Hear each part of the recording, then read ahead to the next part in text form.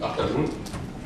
I'm going to speak about a short talk about the changes by ultrasound in early detection of any abnormalities in rheumatoid disease.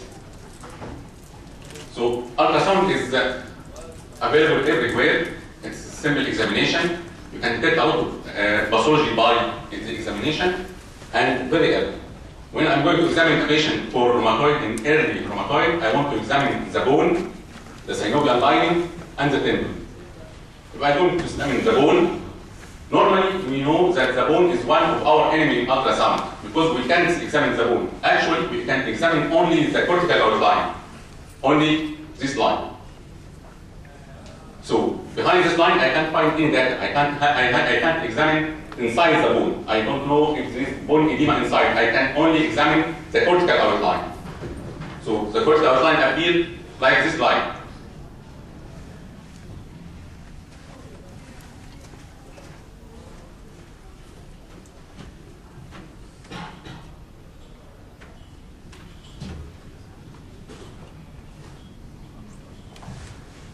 Would appear like this white line, we call it by ultrasound echogenic line. It's very white and very smooth. Again, this is MCB, this is cortical outline, this is smooth, this is healthy bone cortical outline. Again, healthy cortical outline. What happens if we have erosion? We will find some abnormality within this cortical outline, like this. We have this erosion here and here. So you can easily detect the erosion by ultrasound, and it is very early, can be detected here, here. All these are erosions, can be detected easily by ultrasound. And it is very good by ultrasound that you can detect erosion at least 6 months, at least, by ultrasound before you can detect by X-ray. So we'll have normal X-ray for at least 6 months, and the patient has the disease progressing in his hand. So ultrasound, again, it is an outpatient clinic procedure. You can go at the clinic and early diagnose the patient. Again, you can see this. This is erosion. Another case of erosion, and again erosion. You can make grading for the erosion according to the size of the erosion itself and the depth of the erosion. Number of joints can be affected. You can make a score for the erosion of the patient. Again, this is bony erosion. Again, more severe bone erosion. Again, this is very simple and very easy, can be detected by ultrasound. Another case of bone erosion. So again, you can detect bone erosion, and very simple, very early in the diagnosis. The second item is the synovial line. The normal synovial lining, we cannot see normal synovium by ultrasound. If we can see synovium, this is second synovium. So again, this is the cortical outline, this is healthy cortical outline. This black line is the cartilage of the joint, and it's healthy. We have nothing here around the joint. Again, this is healthy joint. What happens if we have synovial thickening is this black area. This is the extensor surface of the metacarpophalangeal joint, and starting to have a mild synovial thickening. There will be more thickening, more synovial thickening, or more synovial thickening like that. So we can have different degree of synovial thickening at the metacarpophalangeal joint or any joint anywhere, at the wrist, at the knee, at ankles, anywhere. And again, it is easily detected by ultrasound. Again, this is a bone case with bone erosion. And all this black tissue is synovial thickening. So you can say this is mild synovial thickening, moderate synovial thickening, severe synovial thickening, according to the amount of this black tissue at spine here. Again, this is bone, and this is the joint, and this is the synovial thickening.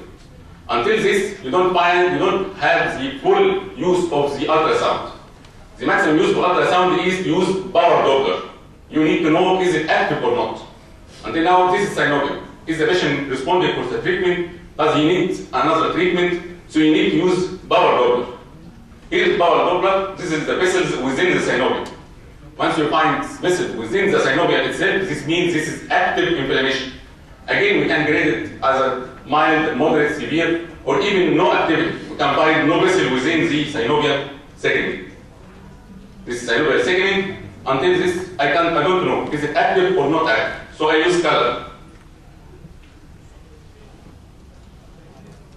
So the color here is indicating activity. Any color outside this black area is no diagnostic value.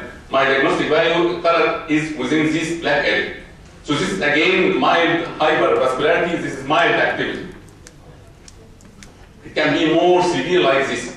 All the synovial lining is filled with color. This is a severe activity. So again, according to this is the first time or the follow-up observation, the condition is for better treatment or you need to change the treatment of the patient.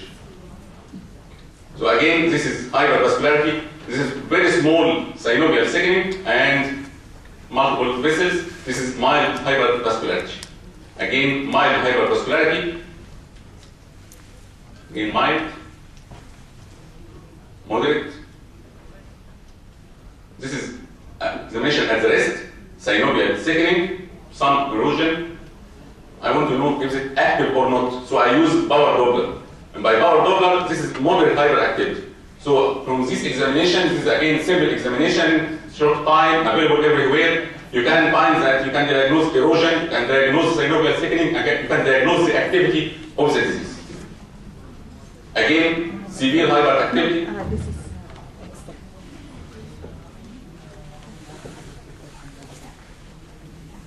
Severe hypervascularity, this is active case. Again, hypervascularity, marked hypervascularity.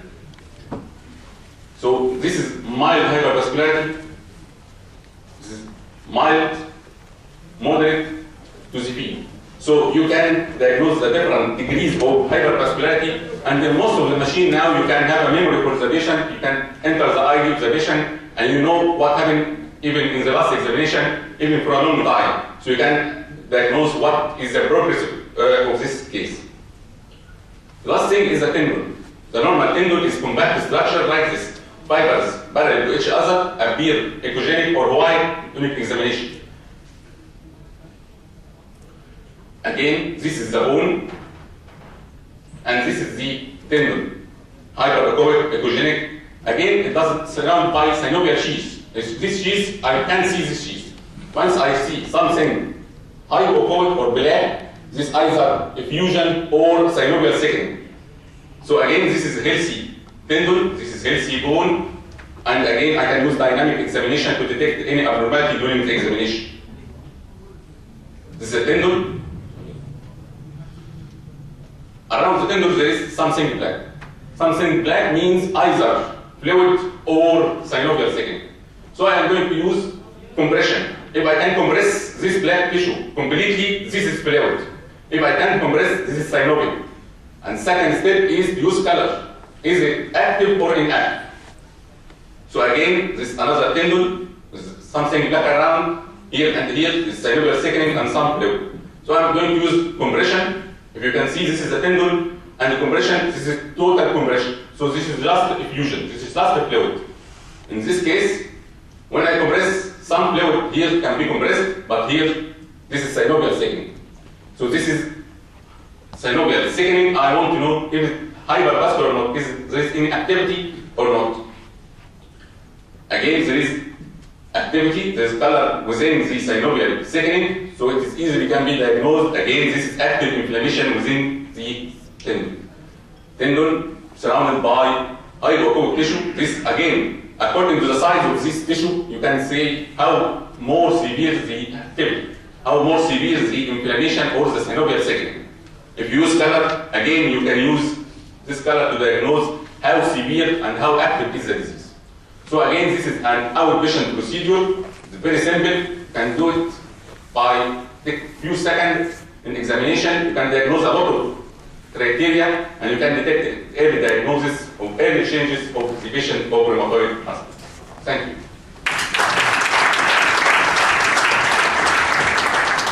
Thank you, Professor Hatem. Now we will introduce the doctor. The floor now is open for discussion. Any question to Professor Hatem?